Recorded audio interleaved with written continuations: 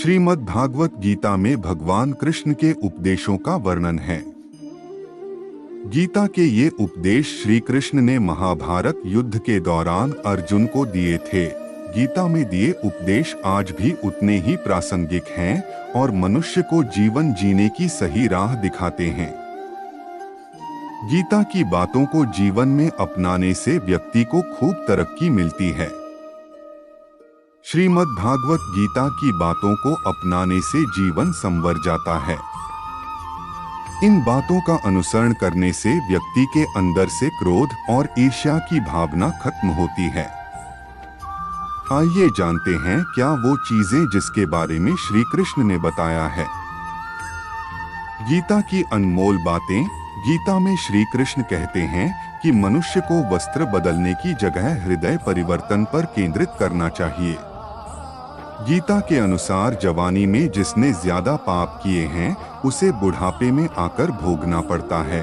श्रीमद् भागवत गीता के अनुसार आनंद हमेशा मनुष्य के भीतर ही होता है, परंतु मनुष्य उसे बाहरी सुखों में ढूंढता है। भगवान की उपासना केवल शरीर से ही नहीं बल्कि पूरे मन से करनी चाहिए। भगवान का वंदन उन्हें प्रेम बंधन में बांधता है। मनुष्य अपनी वासना की वजह से ही पुनर्जन्म लेता है। मनुष्य अपनी इंद्रियों को अगर अधीन में कर ले तो उसके जीवन में कभी विकार और परेशानियां नहीं आती हैं। संयम, सदाचार, स्नेह और सेवा जैसे गुण मनुष्य में कभी भी सत्संग के बिना नहीं आते हैं। श्री कृष्ण कहते हैं कि मनुष्य को स्वयं को ईश्वर में लीन कर देना चाहिए। ईश्वर के सिवाय मनुष्य का कोई नहीं होता है। इसके साथ ही यह मानकर कर्म करना चाहिए कि वह भी किसी का नहीं है।